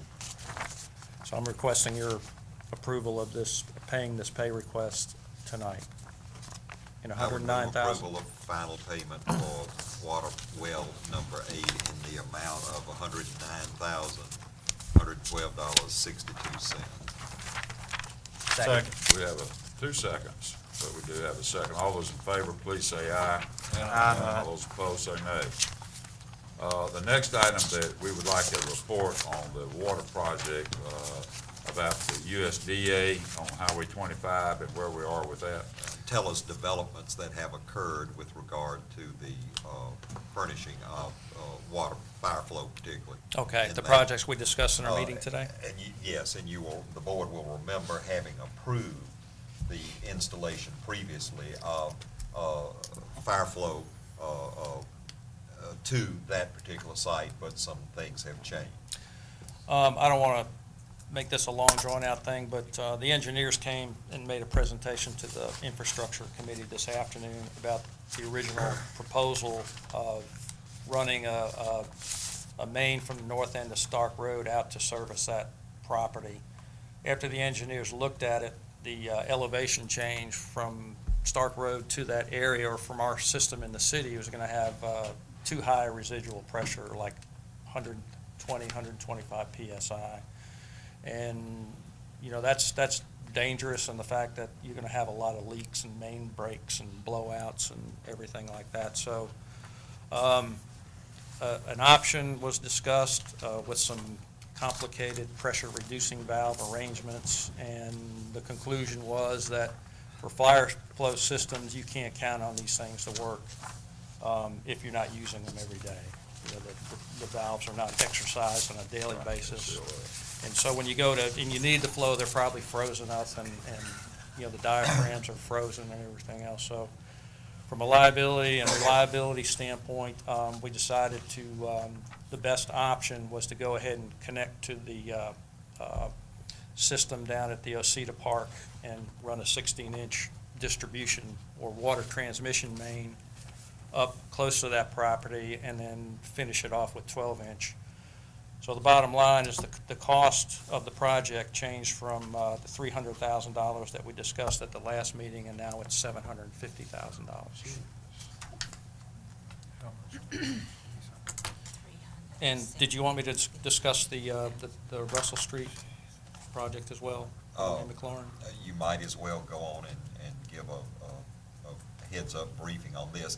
Let me say, by way of introduction, you will recall at the last meeting my comments about site plan reviews, department heads signing off on those, certain things needed to be done, and so forth. You know, we have apparently in the past said, yes, wonderful project, let's do it. Gotta be able to And then provide all of a services. sudden, as is the case in this project, as is the case that he's getting ready to describe on the Ergon project, wait a minute, not enough fire flow to that project. Gonna cost us X amount of dollars to change out, construct, whatever. So we've got to make sure that the integration of site plan reviews and the comments in the planning process goes into the department channels, and to make sure that the site planning is done. You may have a situation where so-and-so wants to build something here, but the the furnishing of some type of utility service may be cost prohibitive. Mr. Chairman, there needs to be some better planning, as you said, with these type of matters. When we approved this, it was at $300,000. Now it's at $750,000, and of course, I don't want to jump ahead to your report, but what happens is, and the board is burdened with the task, the duty, and responsibility of trying to come up with the required number of dollars to fund the project. Just like we're having to look at a water rate increase. I'm not fixing to vote for it tonight or the next night. There needs to be better planning. This is unfair to the citizen. We need to make sure that when these things come before our city officials, that they make the proper decisions. It is unfair to the citizens for something like this to hit them all of a sudden, then we're faced with, we don't have the money, then the board has to look at a rate increase. There needs to be better planning. So, I don't support this type of planning. It's poor planning. Exactly, Alderman Perkins, a little bit stronger statement than my desire that we start integrating very carefully the site plan review process and what is actually required to service these particular projects. But, I'm sorry, Mr. McLaurin.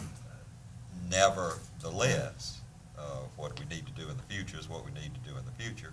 We're faced with providing adequate fire flow to this facility. And to do so, it apparently, based on the engineering report, we will have to provide the water infrastructure all up and down the Highway 25 bypass. Now, yes, it will be there for anybody else that comes in that wants to use it, but apparently going to have to do that to service this fairly remote building construction. Yeah.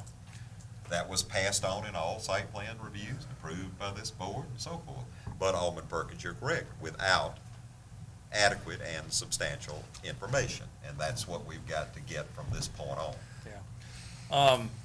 Mr. Perkins, just to let you know, when these things come now, I'm asking the fire department to calculate the fire flows required, and if it involves an expensive main extension, I'm going to bring that to the infrastructure committee before I sign off on any of these in the future. So, And then ultimately to the board, of course. right, yeah, I mean, Right. of course, y'all Right. bring it to the board subsequently, but did you want me to go on to the Ergon? Yeah, go on thing? and Okay. talk about what is faced with the Ergon development, which is a magnificent development, Very nice. but will Very not nice. come without some infrastructure cost. The, That's the reason they have TIF bonds. Go ahead. yeah, we may need some of those. The Ergon development, I think it's called Cotton Mills, is that correct? Okay. It is. That's going there at the intersection of Highway 12 and Russell Street. Of course, it's a multi-story development, and the fire department has calculated that we need about 3,250 gallons a minute of fire flow and be able to maintain that for 2 hours duration. With the small lines we have out there right now, we're just not going to be able to provide it. So that's going to involve running a new 12-inch main from the Loxley Way tank. Y'all have seen it next to the veranda up on Lincoln Green Street, and run that down, bore under Highway 12, then down the Highway 12 right away, make another bore under the Russell Street turnout, on up and connect to an 8-inch line up on University Drive, and also connect to an 8-inch line that's dead-ended at the end of Russell Street to provide enough loop circulation to provide the fire flows. And that project is estimated to cost about $250,000. And I anticipate we'll probably have to be starting on that project probably soon after the construction season starts next year. And then the other thing we discussed. Of course, doing that project, complete your picture of the development there, the Belfry and those that are going there will service all those. Yeah. But we still should be aware of the cost of some of these And projects. I'm sure that won't be the last cost of, that will come out from development in that particular area. Yeah. So, it's all good, good investments, excellent investments for the city, but it's just, it requires a lot of money to provide this infrastructure. And then probably, we discussed this, the committee and I discussed this today, is up at the 389 and 82 interchange, the new interchange, somebody's gonna be coming very soon wanting to put something there, a commercial event. We have no fire protection whatsoever out at that interchange. So the way Mr. Farmer described it today, we're probably talking another $750,000 just to run that transmission line around the north end of the 82 to that particular site. So it's a good problem to have, but it's just coming so fast that it's a cash problem at the moment. So, the board previously approved the project, but did so at the $300,000 estimated cost level. We now must consider the project at the estimated $750,000 level, realizing that the serving of this project is also serving all the Highway 25 bypass. Well, not all of it, Mr. McLaurin, Well, but everything along the way. Everything until the building. Yes, sir. Couldn't you Yes, almost sir. build, drill and put a new water well in the vicinity for that kind of money? For that kind of money? Yes. Well, And thereby look at the revolving loan situation again? it's still gonna be a matter of elevated storage. You know, you have to have the elevated storage to provide the duration of flow and the pressure. So right Well, now. but some of these things become economically feasible, though, if Yeah. you're talking about, say, running something of that size all the way down one end to the other. Yeah. So I wouldn't sit here and just say that these engineers say we gotta do this or that, but Yeah. has anyone even looked at alternatives such as adding another well in the vicinity there? We've got plenty of capacity. Our Right. problem is elevated storage at the right elevation. Because this, I don't want to get into. Obviously, it's lower than. Lower, right, absolutely. So. You don't have to put a tank up as high if you put a new one in. It'll match the lower elevation system, the new one that goes in.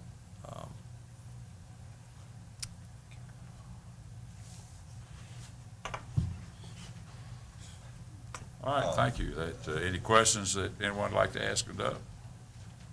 Well, we have to, if we so choose, authorize him to proceed with the revised project at the revised estimated cost. Are you gonna make your report first, Mr. McLaurin?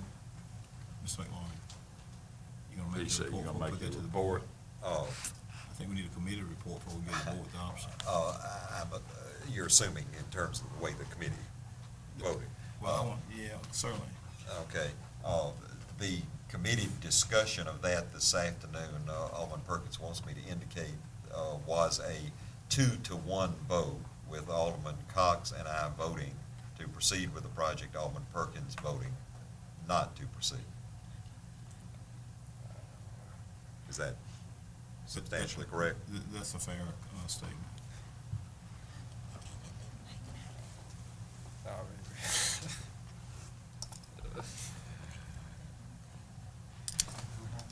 Chief Grantham, What? are there any other alternatives? I mean, the flow's not there, and maybe you can discuss some other There is a options. clarification, even in the site plan review, I have not signed off on anything without the fire flows. So it wasn't like we issued permits and then we decided we didn't have fire flow. There's no alternative. I mean, you cannot individually, as it develops down Highway 25, you can't take each building and look at a fire load, because the USDA building is, for instance, it might take 1,000 gallons per minute, and you lay a 6-inch line, and then right next to it, you might have a 3-story motel go in, and it takes 3,000 gallons, and you've got a 6-inch line. So the best way to do it is plan for the max around that, and there's no way to get by. Just like on the Ergon, I mean, it's 3,200 gallons of a fire load, and what you do is you take the biggest building, and you figure out how much fire flow you gotta have to fight that building. You get a 25% discount in fire flow if they sprinkled it.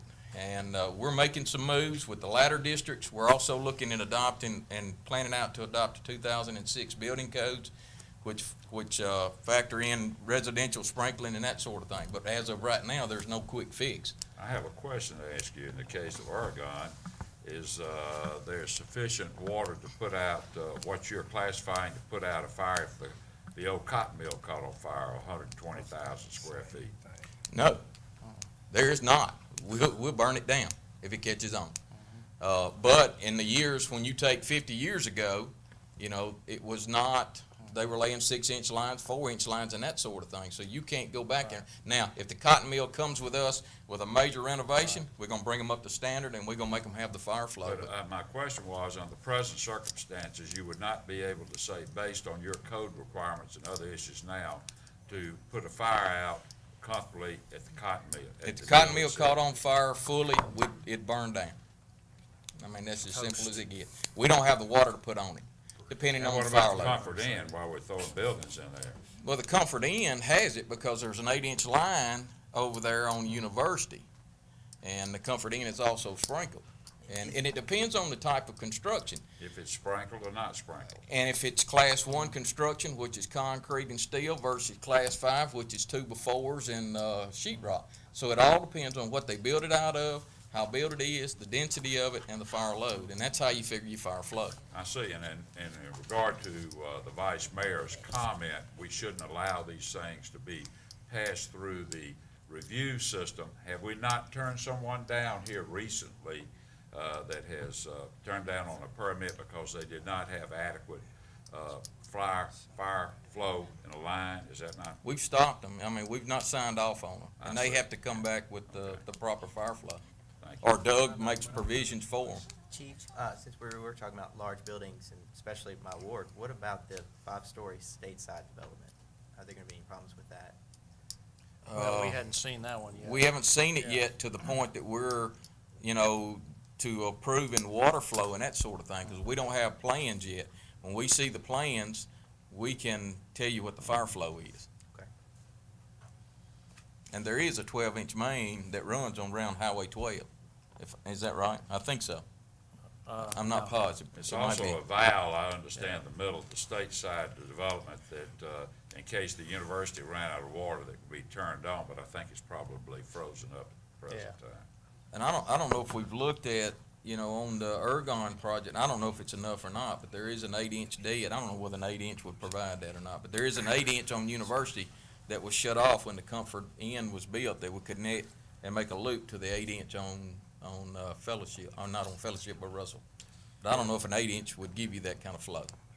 No, not that kind of flow. I guess one could say this is the inherent conflict with some of the principles of new urbanism and old infrastructure. Mr. Mayor, let me just briefly say, Mr. Mayor. Yes, sir. Let me briefly say that once the board approved this, this change of this water flow for this USDA building from $300,000 to $750,000, basically the board's gonna be writing a check before money is in the bank.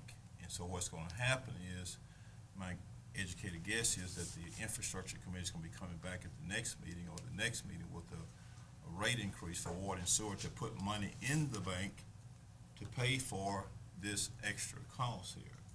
So I just wanna let my colleagues know that's the game plan, as I see it.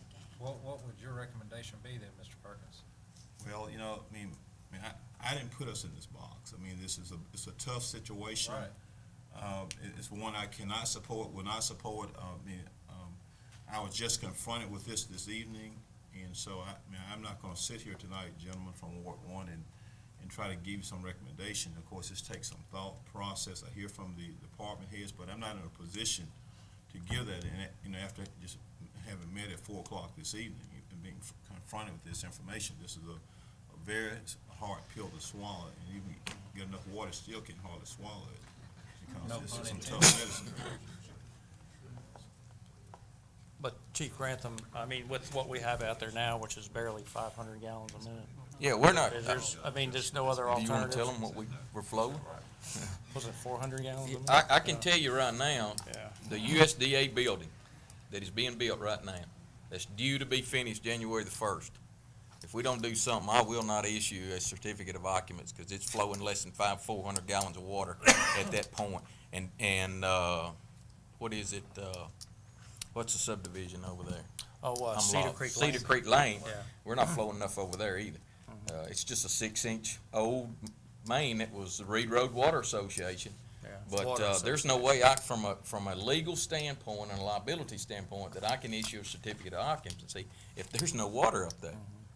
Are they sprinkling the building? It's not required because of the size of the building. Now, there again, we're reviewing the 2006. We've talked to Lynn. We've ordered the books. Ken Honeycutt, we're reviewing that with Roger, and if we can adopt the 2006, it's going to help us. I mean, we're even looking at coming before you with an ordinance of any new development be sprinkled. And that gives us a 25% reduction as far as fire flow, so. So we still wouldn't have had it though, even if they. We wouldn't have had it if they'd The sprinkled. building was sprinkled, that you would not We have. would not that have had it even if the building sprinkled. But that's, And Cedar Cove was an annexed subdivision. Yeah. that's right. Yeah, At Cedar least Creek. The Yeah. original, Cedar Creek Cedar Lane. Creek, That's I mean, right. the original, part of it Yes, sir. was annexed. When annexed from the county, wasn't Now, if you back up just a little to Larry Templeton's, I don't know if any of you know where Larry Templeton lives on Reed Road. He's got over 1,000 gallons per minute right there. We've backed up that far, so, he's got plenty there in his house to fight that fire. Oh, Chief Grantham, but USDA, they are building this building under the impression or with the understanding that we will be providing water to them. Is that correct? That we would be providing the services because of what we previously approved? Yes. Okay. Then we don't see where we have any choice. And it is a bitter pill to swallow, and I'm just as appalled, I'm sure, as everybody else at this table. But how can we renege on it now? Let me back up just a little on Back the up U. as far as you need to go, if you're gonna get us out of this. The USDA building, one of the things that really hurt them, and I think Doug will agree with this, you know, they're sitting up on top of a hill, and they went down and hooked a 6-inch line to a 6-inch line and ran it straight up the hill. Okay? So when you get into friction loss and fire flow and that sort of thing, by the time it got to the top of the hill, it was a dead end, so it's nothing there. I mean, it's absolutely nothing there. They put the hydrant in, they put the 6-inch pipe in, but, you know, all the calculations weren't there. Myself, to answer your question, I'll take the blame if there's any blame to be given, because I was involved in this site plan review process, and the old theory or thing is if you could connect to a 6-inch main, you've got your fire protection, but we're finding out that that's not the case anymore. So, you know, even though unknowingly, if there's any blame, I'll take the blame. Well, I didn't ask Yeah. you to point blame, because Yeah. the buck stops here. Yeah. So, we have to do what we have to do. Yeah, but this site plan hadn't been that long in the works, so we'd still be sitting here today. We'd either have to tell them, no, you're not welcome, or, you know, we don't. That'd be too prudent on our part. Yeah. Yes. On the conclusion of the committee's report. But that was it for that portion of it. We have one more item. Just to say one more thing, I don't think it's a one-person blame. I think it's a process of infrastructure of annexed areas and seeing things that are developing faster than we can absolutely keep up with. Our inspectors are working day and night in the building department. I mean, we are developing faster, we are building faster than we can keep up with. It's phenomenal. We've had site review for approximately a little over a year, and what'd you do prior to that? We didn't have anything. No site review at all. So I'll would tell you have how we buildings did it. Popping up all over the city. Can we just, instead of getting into all this, can we move along and let's, Let's go on and get it resolved. wait, is Chairman gonna make a motion on this? If I need to.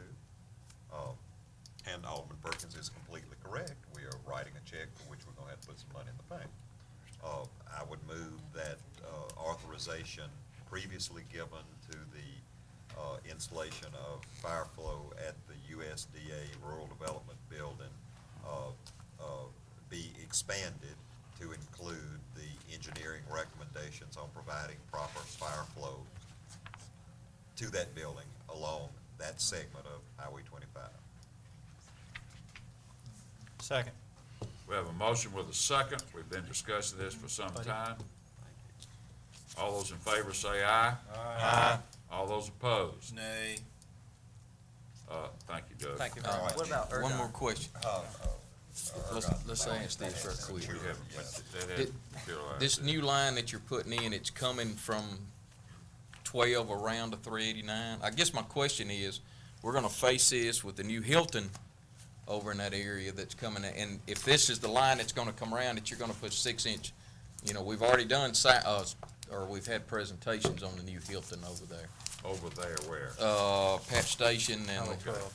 Patch Station, and if that's the same loop you're talking about, the 16-inch main, we should be okay in that area. But if it's not, then that part is coming up That pretty quick. 16-inch main was to ultimately extend. Okay, Was it not? from the research part, right? But Doug? that particular property will be from the one that'll come down and service, Cotton Mills and Stateside. It would just have to be extended on down. No, so we're not talking about that one. Not on the 16 No, inch, but not but on the the other 16. project I mentioned Okay. Yeah, would the be other getting it project partway is there. in the 12 future. inch. Yeah. That's Okay. not, So when they come for a site plan, and, it'll be one of those deals where I'm gonna ask Chief Grantham to give me the flows, and then I'll calculate a cost to put it in, and then then we'll Mr. be back McLaurin, I'll here. bring it to you, Okay. and the committee can consider it. So, Okay, the second item on the committee's report, given all this, and see, everyone thinks about everything that's been done in the annexed area and so forth, but remember, most of that was sewer. We have a very well, carefully planned sewage collection and and transportation system in that area. But keep in mind, virtually nothing done with the water for system. fire, yeah, fire. And so that's what we're talking about here. And so I would simply like the board to authorize, not accepting anything yet, authorize receipt of a proposal from Cook-Coggin Engineering Firm to update their comprehensive water system plan that they completed a couple of years ago. Make That is a motion. Second. We have a motion and a second. That, you heard what the motion said. All those in favor, please say aye. Aye. All those opposed? We're Thank you. first getting a price from them. Yes, that's And you correct. can notify them to please Yeah. get us a price. I will. Then we may decide to go This out. brings us down to executive session. We would need a motion to go into closed session, and while we're, do we have a motion to go into closed session? Do we have a second? Yeah. All those in favor say aye. Take a break. We're gonna take a break.